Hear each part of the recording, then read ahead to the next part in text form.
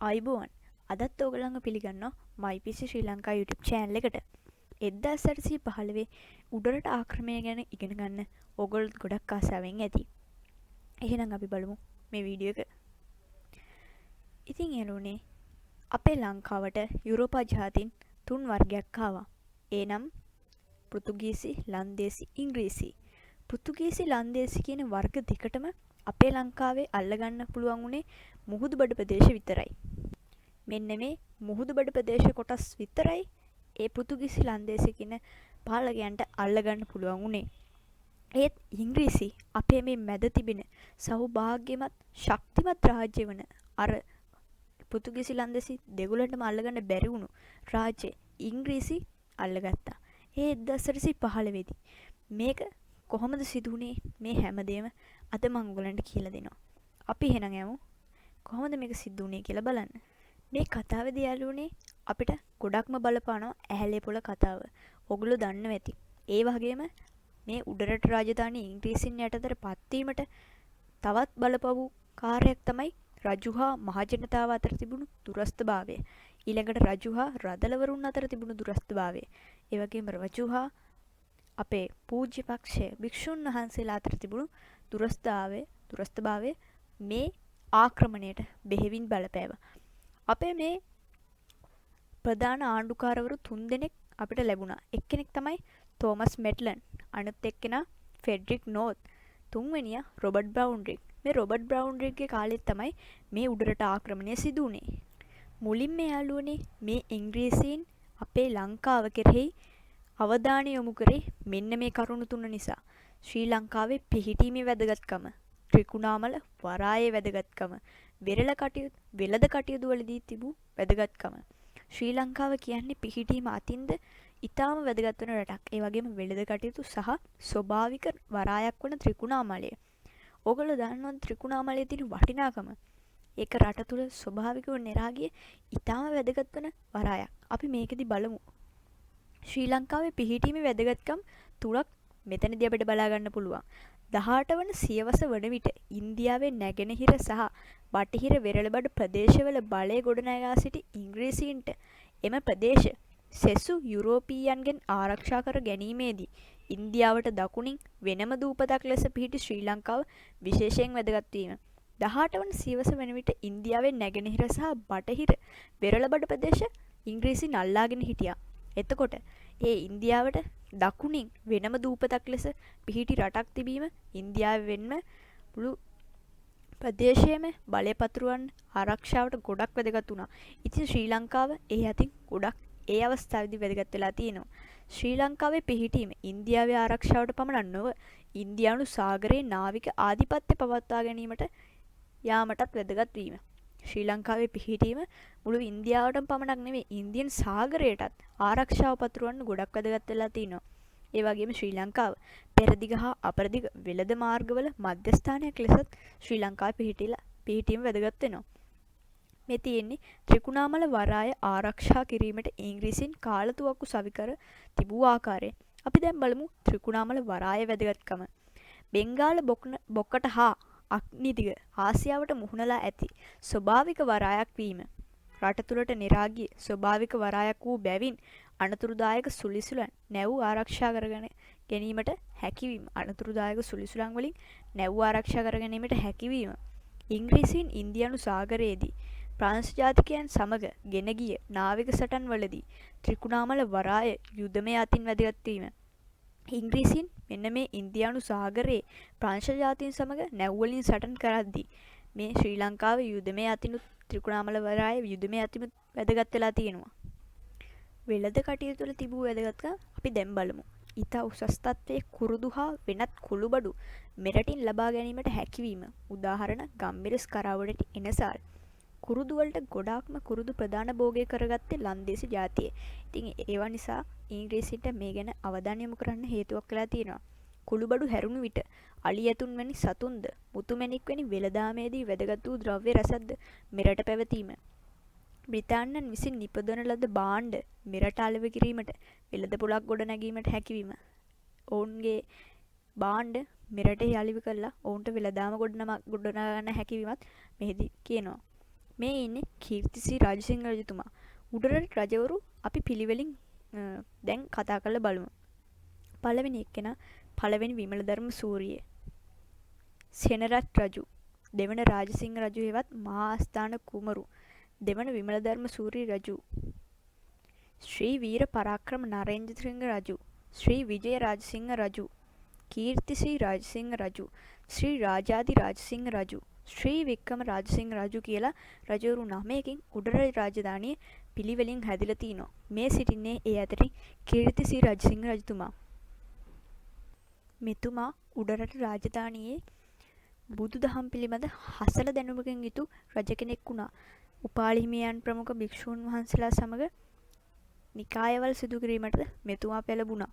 ඒ වගේම අපිට මෙතනදී කලින් රජවරු ටිකත් පින්තූර සමග බලා ගන්න පුළුවන්. මේ සිටින්නේ පළමුවන විමලධර්ම සූරි රජතුමා. මේ සිටින්නේ දෙවන රාජසිංහ රජතුමා. දෙවන රාජසිංහ රජතුමා කියන්නේ ගොඩක් දක්ෂ බුද්ධිමත් රජතුමේ. මේ අපිට බලා ගන්න පුළුවන් වෙන්නේ කීර්තිශ්‍රී රාජසිංහ රජතුමා. මේ සිටින්නේ උඩරට රාජධානිය වගේම මුළු ශ්‍රී ලංකා ද්වීපයේම අවසාන රජු වන ශ්‍රී වික්‍රම රාජසිංහ රජතුමා. ශ්‍රී රාජාදි රාජසිංහ රජතුමාගෙන් පසුව රජකමට උරුමකම් කියපු සහෝදරයන් දෙදෙනෙකු වුණා. ශ්‍රී වීර පරාක්‍රම නරේන්ද්‍රසිංහ රජු ඉන්දියාවෙන් කුමාරිකාවක් විවාහ කරගත්තු නිසා ඉන්පසු සියලුම රජවරුන් නායක්කර් වංශිකයන් බවට පත් වුණා. ඉන්පසු විවාහ වූ කුමරියගේ සහෝදරයෙකු තමයි රජකමට උරුමකම් කිව යුතුයි. ඒ ලෙස තමයි මෙරටට නායක්කර් වංශිකයන් පැවරුණේ. ඉතින් ශ්‍රී රාජාදි රාජසිංහ රජතුමාගෙන් පසු රජකමට උරුමකම් කියපු සහෝදරයන් දෙදෙනාගෙන් වැඩිමහල් සහෝදරයා මුත්තුසාමි, බාල සහෝදරයා කන්නසාමි වුණා. ඉතින් ශ්‍රී ලංකාවේ රදළවරුන්, ඒ කියන්නේ අපේ වර්තමානයේ ඇමතිවරුන් වගේ විශාල බලතල දරන මේ ස්ථානවල මේ සිටින පුද්ගලයන්ට අවශ්‍ය වුණා ශ්‍රී ලංකාවේ බෞද්ධ පුද්ගලයෙකු රජ කරවීමට. ඒත් ඒ කළ නොහැකි. රජකමට අනුව නායක්කර් වංශිකයෝ තමයි රජ කරවිය යුත්තේ. ඒ නිසා ඉතින් ඔවුන්ට පක්ෂපාතී රජ කෙනෙක්ව රජ කරවන්න උත්සාහ කරා.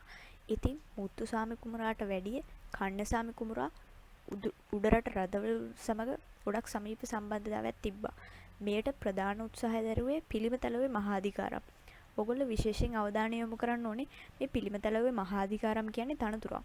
මින් පසුවත් තවත් දෙවන පිළිමතලව අධිකාරම් කෙනෙක් හිටියා. ඉතින් මේ රාජසිංහ රජතුමා මුලදී ඊටාම මෘදු ගුණ වලින් යුතු රජ කෙනෙක්. පසුව ඔහු මුලදී දළදා මාලිගාවට චිත්තාකර්ෂණීය පත්තිරිප්පුව එක්කලා වගේම කිරි පොහොදන වැවක් ඉදි කරා. ඒ වගේම ඔහු ඊටාම හොඳ ජනතාව සමග ඊටා පුළුල් ලෙස සම්බන්ධතාවයක් පවත්වාගෙන ගිය රජ කෙනෙක්. එහෙත් පසුව මේ නායක්කර් වංශික රජතුමා මත්පැන් වලට ගොදුරු වුණා. ඒ වගේම ජනතාවට හිංසා පීඩා කළා. රදළවරුන් සමග දුරස්ථභාවයක් ඇති කරගත්තා. රදළවරුන්ගේ බලතල සියල්ල තම නායක්කර් වංශික ඥාතීන්ට පැවරුවා. මෙවැනි හේතු කාරණා නිසා තමයි මෙම උඩරට කැරැල්ල ප්‍රධාන වශයෙන් ඉංග්‍රීසීන්ට යහපතක් ලෙස පවත්වා ගැනීමට හේතුනේ. අපි ඉදිරියටත් කතා කරමු. රජතුමාට හිටියා බිසෝවරු දෙදෙනෙක්. ඒ අතරින් ප්‍රධාන බිසවක් තමයි රංගම්මා දේවිය. ඉතින් මේ රජතුමා අතර ගොඩක් ලොකු දුරස්ථභාවයක් ඇති වුණා භික්ෂුන් වහන්සේලා ජනතාව සහ රදළවරුන් අතර. අපි මොනවද මේ දුරස්ථභාවවල් කියලා බලමු. මේ තියෙන්නේ රජු හා රදළ ප්‍රධානීන් අතර ඇති වූ අර්බුද. ඇතැම් රදළවරුන්ට පැවරී තිබූ රාජකාරී රජු තම ඥාතීන් වූ නායක්කර් වංශිකයන් වෙත පැවරීම. රටවැසියන්ට හිංසා පීඩා කළ රදළවරුන්ට රජු දඩුවම් පැමිණවීම. තමා බලයට පත් කිරීමට ක්‍රියා කළ පිළිමතලව්වේ මහාධිකාරාව මරණ දඬුවම් නියම කිරීම. මෙන්න සිද්ධිය. මෙන්න මේ පිළිමතලව්වෙම තමයි ශ්‍රී වික්‍රම රාජසිංහ රජතුමාව රජ කෙරෙව්වේ. දැන් ශ්‍රී වික්‍රම රාජසිංහ රජතුමා මත්පැන් වලට හුරු වෙලා තමන්ගේ ඥාතීන්ට බලතල දීලා ගොඩක් නරක අන්දමින් හැසිරෙන නිසා පිළිමතලව්වේ මහාධිකාරාම තීරණය කළා රජතුමාව මරන්න. ඉතින් මේක කොහොම හරි අසාර්ථක වුණා. රජතුමා දැනගත්තා මේක පිළිමතලව්වේ තමයි කරේ කියලා. රජතුමාට ගොඩක් ලොකු කේන්තියක් වගේම දුකක් දැනුණා. මොකද මාව රජ කරවලා මගේ පියා වගේ හිටපු පුද්ගලයාම නේද මාව මැරුවේ. ඒ වගේම කේන්තියාවේ මේ උඩරට රාජධානී රජුව නේද මරන්න හැදුවේ. ඒ හින්දා පිළිමතලව්වේ මරණය දඬුවම් ලබා දුන්නා. ඒ වගේම පිළිමතලව්වගේ ස්ථානයට ඇහැලේපොළ මහාධිකාරම්වත් උපප්‍රධාන ස්ථානයට මොල්ලිගොඩ අධිකාරම්වත් පත් කරා. ඇයි මෙහෙම පත් කරේ කියලාත් අපි බලමු. ඇහැලේපොළ කියන්නේ ඇහැලේපොළ සහ මොල්ලිගොඩ දෙදෙනා අතර ගොඩක් මතභේද තිබුණා. දෙදෙනාම අතර තරහයි. මෙහෙම පත් කරේ රජතුමා දැන් සිටින්නේ සෑම දෙනා අතරම තරහෙන් වගේම සැකෙන්. මොකද තමන්ව මේ විදිහට පත් කරපු පිළිමතලවෙත් තමව මරන්න හැදුවන ඊළඟට මොනව වේද කියලා බියෙන්. ඒ හින්දා මේ දෙදෙනා මේ විදිහට කලහකාරී ලෙස තිබූ මතවාද නිසා එක් අයෙක් කුමක් හරි කරොත් අනෙක් පුද්ගලයා පවසන නිසා තමයි රජතුමා මේ විදිහේ සූක්ෂම ලෙස මේ තත්ත්වපත් කරේ. ඒ වගේම සබරගම දිසාව කොටස් දෙකකට බෙදීම. මෙතන තියෙනවා පිළිමතලුවේගේ මරණයෙන් පසු හිස් වූ අධිකාරම් ධූරය සඳහා ඇහැලේපොළ පත් කිරීම. ඇහැලේපොළගේ දෙවන අධිකාරම් ධූරයට විරුද්ධවාදීකු මොල්ලිගොඩව පත් කිරීම. ඊළඟට අපි බලමු රජු හා භික්ෂුන් වහන්සේලා අතර ඇති වූ අර්බුද. පරණතල කුඩා උන්වහන්සේලා ඇතුළු භික්ෂුන් වහන්සේලා කීප නමකට රාජද්‍රෝහී චෝදනා එල්ලකොට මරණීය දඬුවමේ පැමිණීම. දළදා මාලිගාව අවට සිදු නවීනකරණ කටයුතු සඳහා භික්ෂුන් වහන්සේලාගේ එකඟත්වය ලබා නොගැනීම. බෝගම්බර වැව විශාල කිරීමේ කටයුත්තේදී පෝයමලු විහාරයත් සතර දේවාලයත් ඉවත් කිරීමට රජු කළ යෝජනාව බෞද්ධ විරෝධී ක්‍රියාවක් ලෙස භික්ෂුන් වහන්සේලා සැලකීම.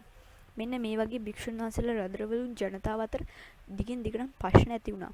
ඒ වගේම මේ කාලෙත් තමයි ඇහැලේපොළ කතාව ඇති වුණේ. ඒ කියන්නේ ඇහැලේපොළ මරණ දණ්ඩනයටපත් උනේ.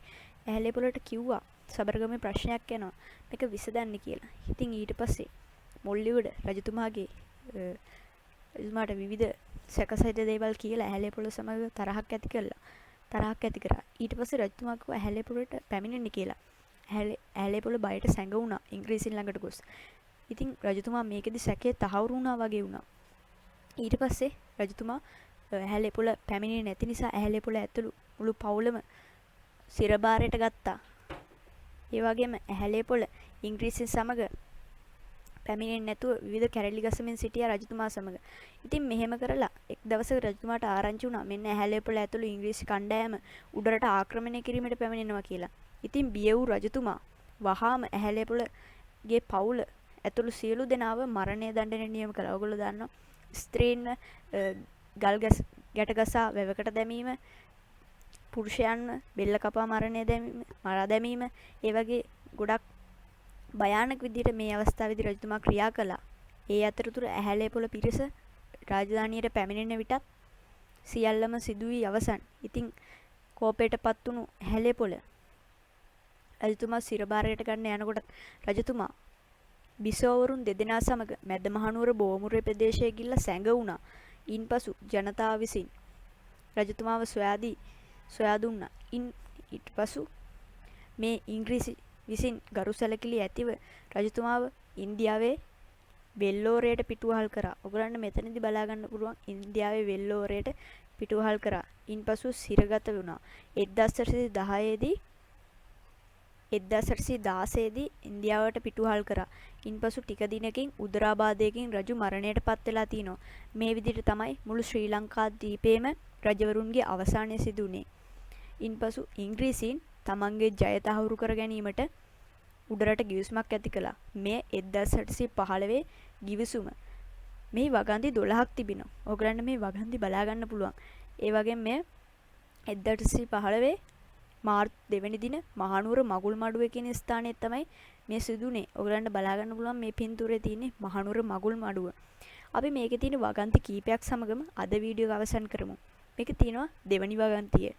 ශ්‍රී වෙක්කම රාජසිංහ රජු සිහසුනින් නිරපන ලද බව ඔහුගේ සියලුම ඥාතීන්ට උඩරට සිහසුන පිළිබඳ තිබූ සෑම අයිතිවාසිකම්ම අහෝසි වූ බවත් සඳහන් වෙනවා.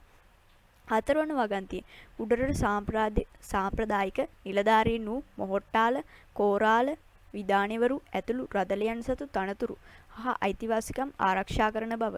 පස්වන වගන්තිය රටවැසියන් අදහන බුද්ධාගම හා දේවාගම්ද භික්ෂුන් වහන්සේලා හා වෙහෙර විහාර ආරක්ෂා කරන බව සඳහන් වේ. හයත වගන්තිය අංග ඡේදනය වැනි පැරණි දඬුවම් ක්‍රම අහෝසි කරන බව හා මරණ දඬුවම පැමිණවීම ආණ්ඩුකාරවරයාගේ බලය මත සිදු කරන බවත් මෙහි දැක්වෙනවා. ඉතින් මෙතන තියෙන්නේ වගන්ති කීපයක් පමණයි. මේ තුන්වෙනි ජෝර්ජ් රජුට තමයි අයිති උනේ. මේ කාලේ හිටියේ රොබර්ට් බ්‍රවුන් කියන ආණ්ඩුකාරවරයා. ඉතින් මේ විදිහ තමයි අපේ මුළු ශ්‍රී ලංකා දීපේම රජවරුන්ගෙන් අවසන් වෙලා ඉංග්‍රීසීන් යටතට පත් උනේ. ඉතින් මේ වීඩියෝ එකෙන් යම්කිසි දෙයක් ඉගෙන ගත්ත කියලා හිතෙනවා නම් අනිවාර්යයෙන්ම මාව ලයික් කරන්න, කමෙන්ට් කරන්න, සබ්ස්ක්‍රයිබ් කරන්න අමතක කරන්න එපා. මේ තින්නේ මගේ channel එක. දිගටම එකතු වෙලා ඉන්න. කමෙන්ට් කරන්න. ඕගොල්ලන්ගේ හැම කමෙන්ට් එකක්ම මම රිප්ලයි කරනවා. අලුත් වීඩියෝ එකකින් හමු වෙමු. සුබ දවසක්.